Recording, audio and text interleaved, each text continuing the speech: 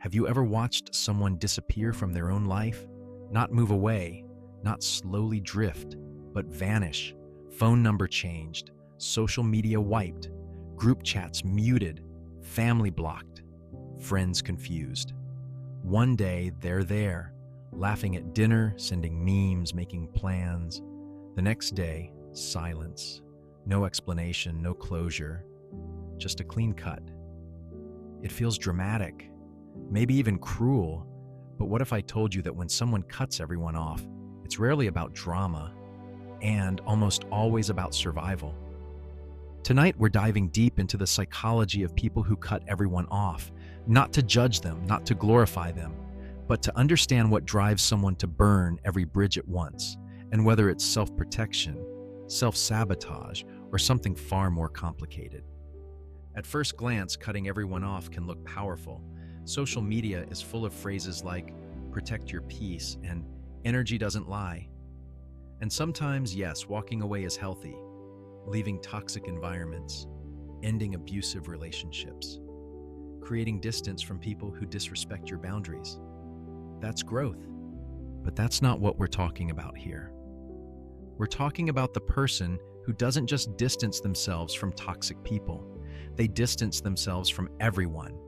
Good friends, supportive family, long-term partners, co-workers who care. They don't communicate. They don't explain. They don't negotiate. They disappear. Why? To understand this, we have to go beneath the behavior.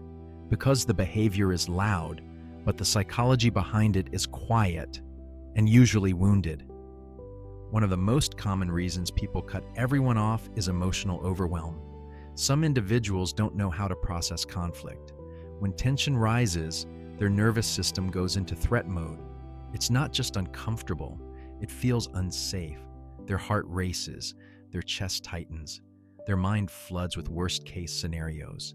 Instead of facing the discomfort, they escape it entirely. For them, cutting everyone off isn't about punishment, it's about relief. Silence feels calmer than confrontation. Isolation feels safer than vulnerability. If they disconnect first, they can't be rejected later. This often connects to avoidant attachment patterns. People who grew up learning that emotions weren't safe, maybe they were ignored, criticized, or shamed, tend to build independence like armor. They pride themselves on not needing anyone. But deep down, they fear closeness because closeness means exposure, and exposure means risk.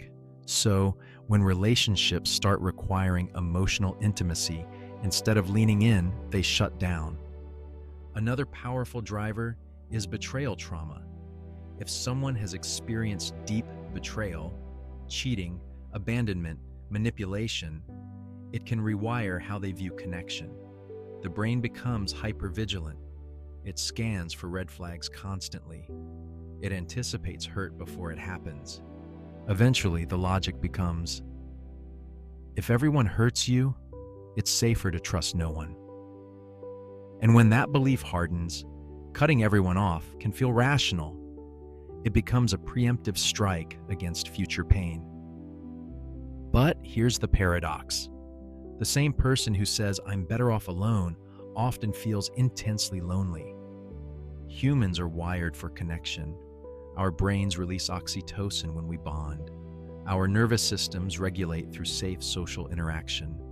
When someone isolates long-term, their stress levels often increase, not decrease. They may feel calmer at first, but over time, the silence becomes heavy. And yet going back feels harder than staying alone. There's also the psychology of shame. Shame is different from guilt.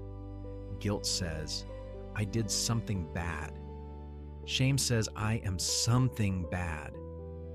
When someone carries deep shame, they often believe they are fundamentally flawed, unworthy, or too broken to be truly known. If you believe that about yourself, connection feels dangerous. Because if people get close enough, they'll see the real you. And when they see it, they'll leave. So instead of waiting to be exposed, some people disappear first. It's a form of self-rejection that protects them from external rejection. Then there's control. When life feels chaotic, career uncertainty, financial stress, emotional instability, cutting people off can create an illusion of control. You can't control the economy. You can't control someone else's behavior, but you can control access to you.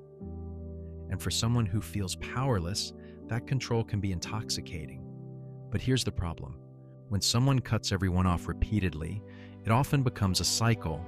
Something triggers discomfort. They withdraw. They feel temporary relief. Then loneliness creeps in.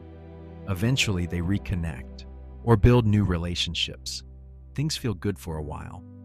But the moment vulnerability deepens or conflict arises, the old fear returns, and they cut everyone off again.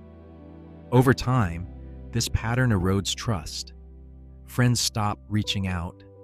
Family members stop chasing. Partners grow exhausted. And the person who once felt empowered by disappearing begins to feel invisible. There's also an identity element to this behavior. Some people unconsciously attach their identity to being misunderstood, to being the lone wolf, to being different or above the drama. That narrative can become comforting. It explains their isolation in a way that preserves their ego. It's not that they struggle with connection, it's that no one gets them. But growth requires an uncomfortable truth. If every relationship ends the same way, the common denominator isn't everyone else. It's you. That realization can feel brutal, but it's also liberating, because if you are the common denominator, you are also the one with the power to change the pattern. Let's talk about the deeper fear underneath cutting everyone off. Vulnerability. Vulnerability means being seen without armor. It means saying, "That hurt me." It means admitting, "I need support." It means risking that someone might not respond the way you hope. For people who cut everyone off, vulnerability often feels like standing on the edge of a cliff. So they step back, way back, sometimes all the way out of the relationship. But here's what they don't realize. Cutting everyone off doesn't eliminate vulnerability. It just delays it.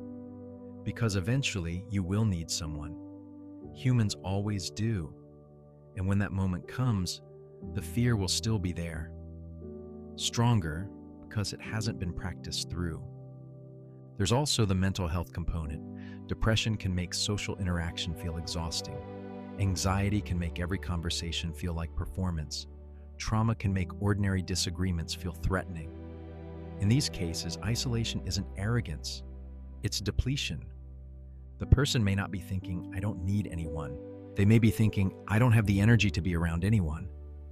But without communication, others interpret silence as indifference, and the gap widens. So what's the solution? First, we need to separate healthy boundaries from emotional walls. Healthy boundaries sound like, "I can't talk right now, but I care about you." Or, "That behavior isn't okay with me." Or, "I need some space and I'll check back in next week." Emotional walls sound like nothing. Blocked. Ignored. Gone.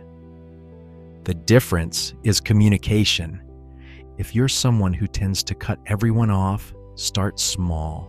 Instead of disappearing, practice naming your need. You don't have to deliver a perfect speech. Even a simple message like, "I'm overwhelmed and need a few days to myself," is a step toward breaking the cycle.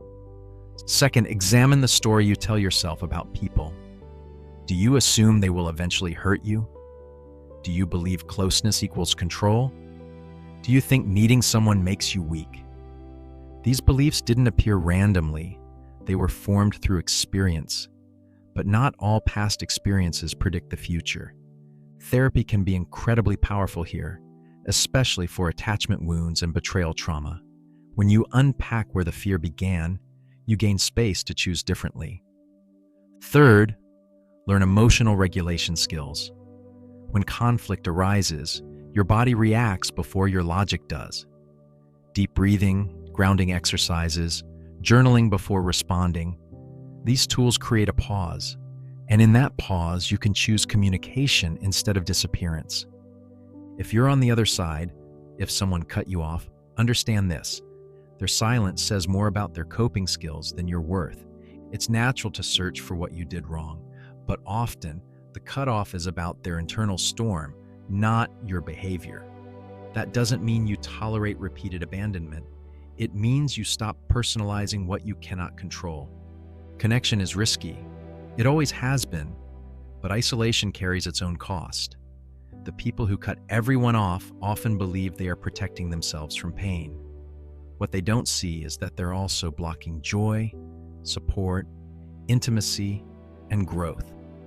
The real strength isn't in disappearing. It's in staying. Staying through discomfort. Staying through awkward conversations.